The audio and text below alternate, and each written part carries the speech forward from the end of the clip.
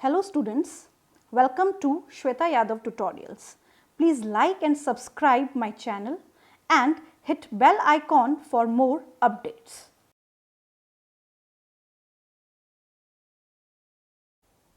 Last video में हमने sperm का स्ट्रक्चर पढ़ा था अकॉर्डिंग टू एनसीईआरटी। इस वीडियो में हम पढ़ेंगे oogenesis के बारे में। इस वीडियो को हम दो तरीके से पढ़ेंगे। पहले उसमें हम पढ़ेंगे कि किस तरीके से जो ओवम है उसका मल्टीप्लिकेशन होता है, वो किस तरीके से एक फेज से दूसरे फेज में एंटर करता है। उसके बाद हम पढ़ेंगे किस तरीके से फॉलिकुलर लेयर बनती है और फॉलिकुलोजेनेसिस होता है। तो ये जो वीडियो है ये दो पार्ट्स में बनेगा, यानी कि oogenesis का जो टॉपिक है हम उसको एनसीईआरटी के अकॉर्डिंग तो पढ़ रहे हैं, बट उसको भी हम दो पार्ट्स में पढ़ेंगे। तो I start with the introduction of the oogenesis कि oogenesis में कौन कौन से स्टेप्स होते हैं। So here the process of formation of mature female gamete is called oogenesis. Mature female gamete का बनना is oogenesis. Is marked differently from the spermatogenesis. oogenesis spermatogenesis से काफी अलग है। और अलग क्यों है? दोनों में सिमिलैरिटी भी है, दोनों में डिफरेंस भी है। सबसे पहले हम सिमिलैरिटी की बात करें तो दोनों में ही सबसे पहले मल्टीप्लिकेशन फेज आता है, फिर ग्रोथ फेज आता है और फिर मैच्योरेशन फेज आता है। ये तो हो गई सिमिलैरिटी की बात। But what is the difference?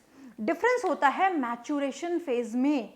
जो मैच्योरेशन फेज होता है ओवम का वो बहुत लंबा होता है और लंबा होने के साथ साथ ये फ्यू ईयर्स का होता है। तो इसी कारण हम बोलते हैं oogenesis डिफरेंट है स्पर्मेटोजेनेसिस से। वो आगे हम पढ़ेंगे किस तरीके से डिफरेंट होता है।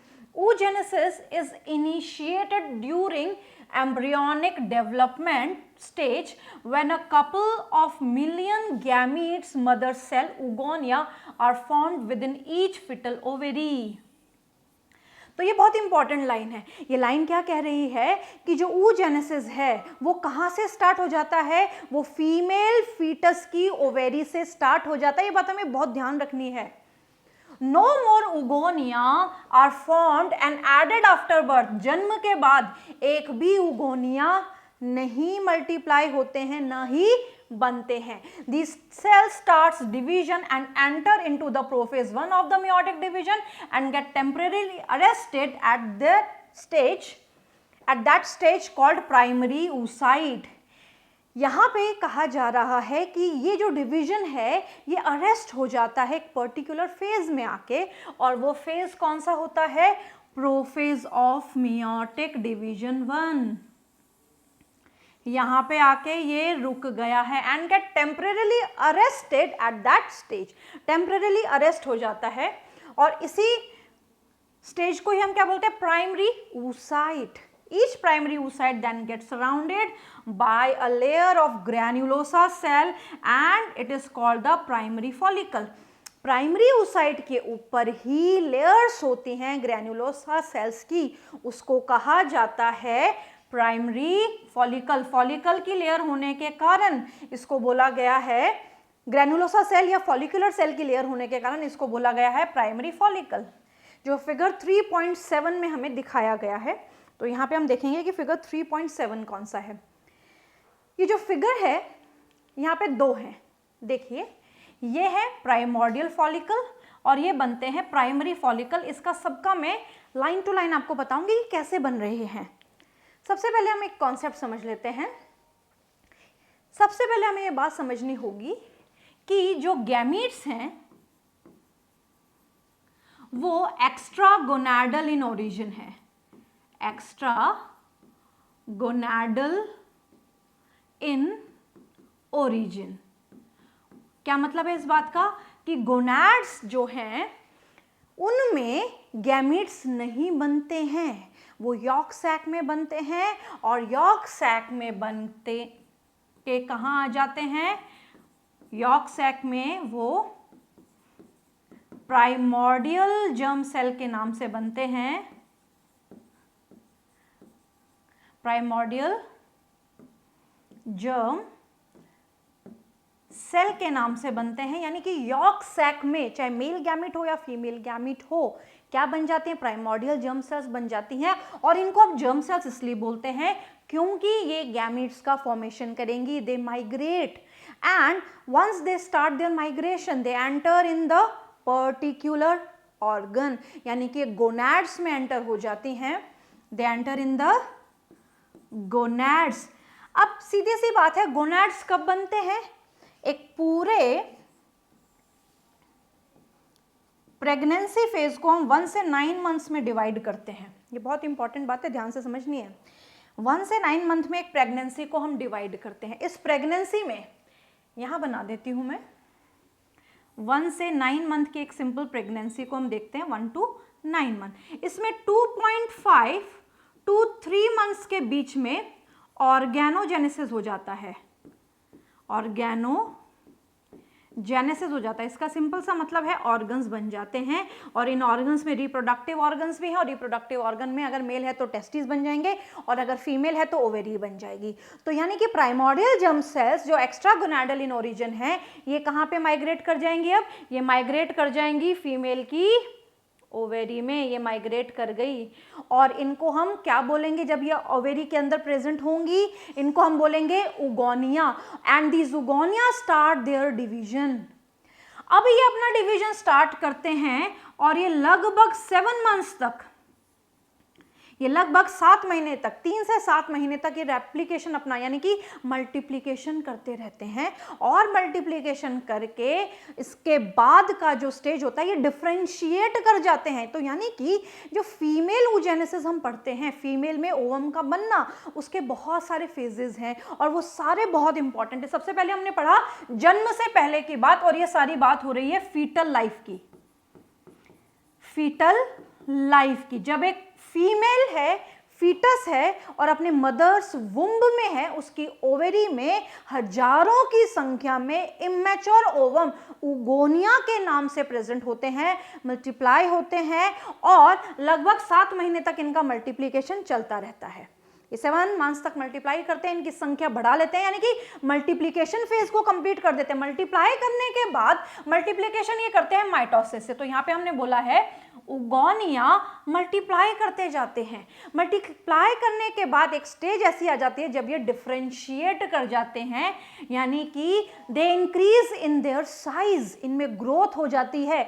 तो यहाँ पे सबसे पहले तो आया मल्टीप्लिकेशन फेज, मल्टीप्लिकेशन फेज, उसके बाद आया ग्रोथ फेज, मल्टीप्लिकेशन के बाद आया ग्रोथ फेज, यानी कि उगोनिया मल्टीप्लाई हो गए, संख्या में बढ़ गए। संख्या में बढ़ने के बाद वो अलग हो गए, यानी कि जब वो एनलार्ज हुए, उनमें ग्रोथ हो गई, तो बाकियों से अलग हो गए। बाकी से अलग का मतलब ये है कि मिलियंस हैं, और उन मिलियंस में से ऐसा नहीं है कि अगर फॉर एग्जाम्पल अगर 7 मिलियन है तो 7 मिलियन की ही ग्रोथ हो जाएगी, ऐसा नहीं होता। कुछ उनमें से डिसइंटीग्रेट भी होंगे। तो यहाँ पे क्या होता है कि उनमें से कुछ में ग्रोथ हो जाती है, और ग्रोथ होने के बाद उनको हम बोलते हैं प्राइमरी oocyte। ये प्राइमरी oocyte भी फीमेल फीटस में ही प्रेजेंट है। अब ये जो प्राइमरी oocyte है, इस प्राइमरी oocyte का अब क्या होगा? आगे डिवीजन चलेगा, और हमें ये पता होना चाहिए कि जब भी गैमेट्स बनते हैं तो गैमेट्स मियोसिस से बनते हैं, और मियोसिस 1 यहाँ पे स्टार्ट हो जाता है। तो यहाँ पे मियोसिस 1 की शुरुआत हो गई है। तो यहाँ पे लिखा गया है first meiotic division, first meiotic division initiate हो गया है। अब मियोसिस में भी क्या होगा? प्रोफेज, मेटाफेज, एनाफेज, टीलोफेज, सारे फेजेस होंगे। बट मियोसिस 1 का जो प्रोफेज होता है उसमें खुद में भी बहुत सारे स्टेजेस होते हैं, जैसे लिप्टोटीन, जाइगोटीन, पॉलीटीन, पकाइटीन एक्सेट्रा। अब उसमें से एक स्टेज में आके ये जो मियोटिक डिवीजन है ये अरेस्ट हो जाता है, and that stage is known as, I write here,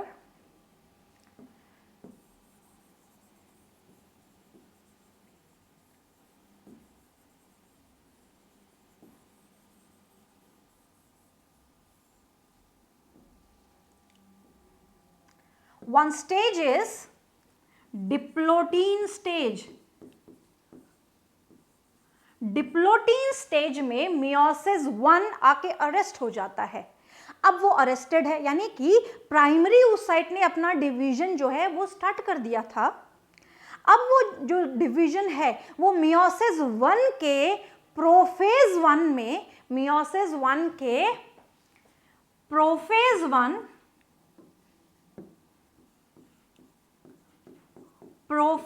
1 के डिप्लोटीन में आके अरेस्ट हो जाता है।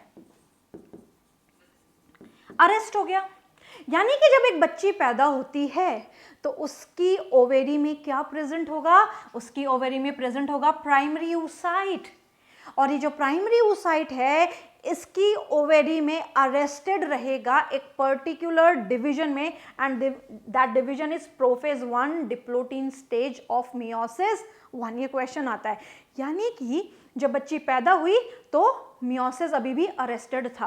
अब पैदा होने के बाद वो अपने चाइल्डहुड यानी कि बचपन में एंटर करेगी, 5 साल की होगी, 10 साल की होगी। उसके बाद में जैसे ही एक बच्ची 11 to 13 ईयर्स की एज में आती है तो उसमें ओव्यूलेशन स्टार्ट हो जाता है, यानी कि ऑनसेट ऑफ प्यूबरिटी। जब एक बच्ची अपने प्यूबरिटल स्टेज में आती है तो प्यूबरिटल स्टेज में आने पे सबसे पहला साइन है मेंसेस का आना, यानी कि मेंस्ट्रुअल साइकिल का इनिशिएट होना और ओव्यूलेशन का होना। ये बहुत सारी चीजें, और ये सारी चीजें आपस में लिंक कर रही हैं। अब ओव्यूलेशन कब होगा? जब ये प्राइमरी oocyte अपना डिवीजन कंप्लीट करेगा तब होगा। तो सिंपल सा कहने का मतलब है ये जो डिवीजन मियोसिस 1 प्रोफेज 1 के डिप्लोटीन में जन्म से पहले जो अरेस्ट हुआ था वो रीस्टार्ट होगा, रिज्यूम होगा जब एक बच्ची अपनी प्यूबरिटल स्टेज में आएगी और जब उसमें ओव्यूलेशन स्टार्ट होगा, just prior to the ovulation. तो यहाँ पे क्या लिखा गया है? Completed prior to the ovulation. Ovulation से प्रायर ये डिवीजन कंप्लीट होगा, और ये डिवीजन कंप्लीट होके, ये डिवीजन जब कंप्लीट होगा यानी कि मियोसिस 1 जब कंप्लीट होगा तो इसके कंप्लीट होने पे क्या बनेगा? बनेगा सेकेंडरी oocyte। क्या बनेगा? Secondary oocyte। तो उगोनिया ने मल्टीप्लाई किया, अपनी संख्या बढ़ाई, मल्टीप्लिकेशन फेज हुआ, उनने अपनी ग्रोथ की, ग्रोथ फेज हुआ। उन्होंने अपनी जब ग्रोथ की तो हमने उसको बोला primary oocyte। Primary oocyte enters in the meiosis 1 division, but this division arrested prior to the birth. Now, after birth or at the time of ovulation or prior to the ovulation, this particular division resumes, and the primary oocyte after first meiotic division converted into secondary oocyte. The primary oocyte converted into secondary oocyte. Along with that, a small body is formed is known as first polar body. यहाँ पे एक question पूछा जा सकता है आपसे कि primary oocyte meiosis 1 complete करने के बाद किस तरीके से डिवाइड होता है। तो यहाँ पे जो डिवीजन होता है वो अनइक्वल होता है। अनइक्वल का मतलब है एक बड़ी सेल बनती है, एक छोटी सेल बनती है। जो छोटी सेल बनती है उसको हम बोलते हैं फर्स्ट पोलर बॉडी, और जो बड़ी सेल बनी है उसको बोला जाता है सेकेंडरी oocyte। अब यहाँ पे क्वेश्चन और कैसे पूछा जाता है? क्रोमोसोम नंबर्स पे पूछा जा सकता है। क्रोमोसोम नंबर कैसे होंगे तो उसको भी एक बार हम समझ लेते हैं। जो क्रोमोसोम का नंबर है उगोनिया सोमैटिक सेल्स हैं, नॉर्मल सेल्स जैसे कंसीडर की गई हैं, तो यहाँ पे जो क्रोमोसोम नंबर होगा दैट इज 46, नॉर्मल सेल जैसा। ये डिवाइड होंगी, डॉटर सेल बनाएंगी, इनमें भी क्रोमोसोम नंबर 46। जितनी भी डॉटर सेल्स बनेंगी उनमें भी 46, यानी कि फीटल स्टेज में जितने भी एग होंगे, इमेच्योर एग बोल सकते हैं इनको जनरल भाषा में, तो उनमें क्रोमोसोम नंबर कितना होगा? 46। अब जब ये प्राइमरी oocyte बन के सेकेंडरी oocyte बनेगा, ये देखिए ये प्राइमरी oocyte है, ये जब डिवाइड होके सेकेंडरी oocyte बनेगा तो इस प्राइमरी oocyte में क्रोमोसोम नंबर 46 था, but meiosis 1 is the reductional division, तो chromosome number reduce to half, कितना हो गया? 23। पोलर बॉडी में भी 23, यानी कि सेकेंडरी oocyte में क्रोमोसोम नंबर कितना है? 23 है। ये बहुत इंपॉर्टेंट बात है। तो यहाँ पे ये देखिए, ये अरेस्ट हुआ डिवीजन, बर्थ हुआ बच्ची का चाइल्डहुड स्टेज आया, प्यूबरिटी आई, और प्यूबरिटी में ओव्यूलेशन पे प्राइमरी oocyte सेकेंडरी oocyte में कन्वर्ट हो गया। कब? प्रोफेज 1 के डिप्लोटीन में जो अरेस्टेड था वो रिज्यूम हुआ और मेटाफेज, एनाफेज, टीलोफेज सारे फेजेस कंप्लीट करके सेकेंडरी oocyte बन गया। अब कुछ इंपॉर्टेंट बातें, कई बार कुछ कुछ केसेस में ओवम्स की कैटेगरी अलग अलग तरीके से देखी गई है। जैसे this is primary oocyte, we can call it primary ovum. The secondary oocyte, this is known as secondary ovum. अब ये जो सेकेंडरी ओवम है या सेकेंडरी oocyte है, जनरल भाषा oocyte की ओवम हम बोल सकते हैं। इसके बाद यहाँ पे ओवम लिखा हुआ है। अब कई बार हमें कंफ्यूजन हो जाता है कि what is the difference between the ovum and the secondary oocyte and the primary oocyte।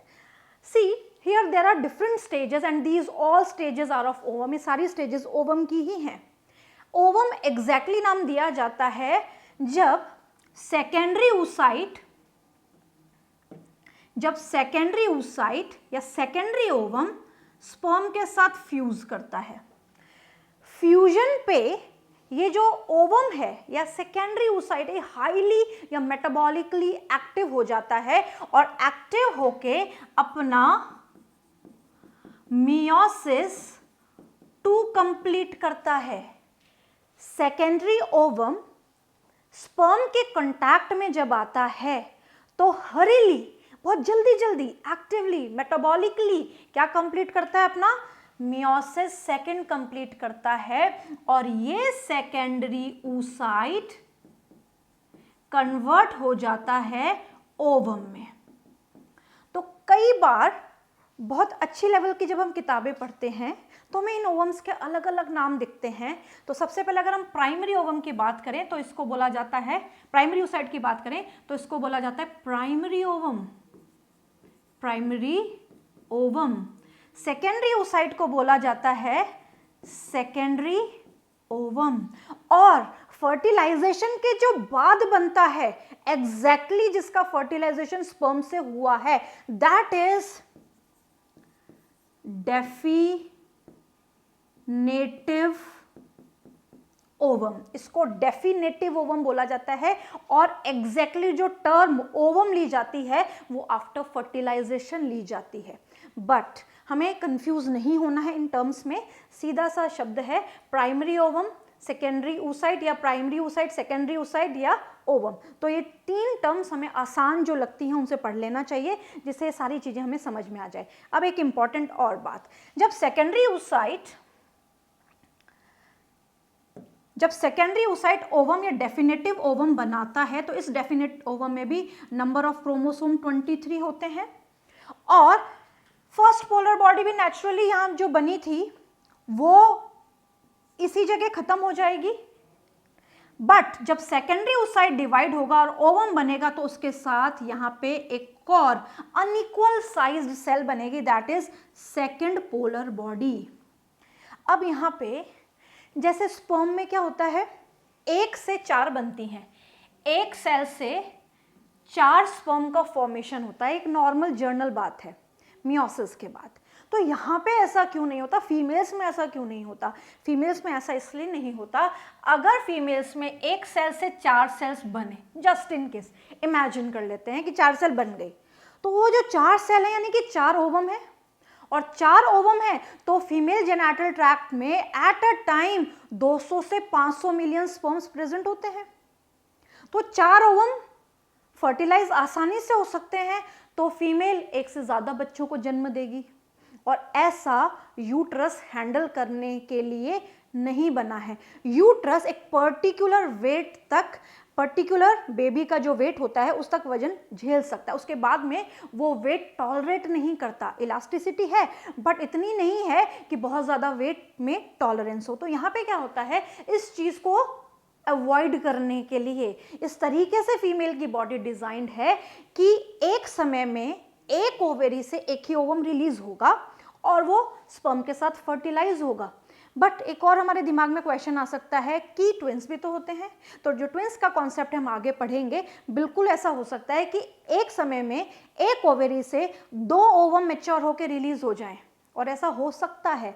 तो उस केस में भी जब फर्टिलाइजेशन होता है तो वहाँ पे ट्विन की कंडीशन अलग अलग है। तो जब हम पूरा प्रेगनेंसी पढ़ेंगे तो ये सारी चीज़ें स्टेप बाय स्टेप पढ़ते चले जाएंगे। तो यहाँ तक हमने पढ़ा कि किस तरीके से oogenesis होता है।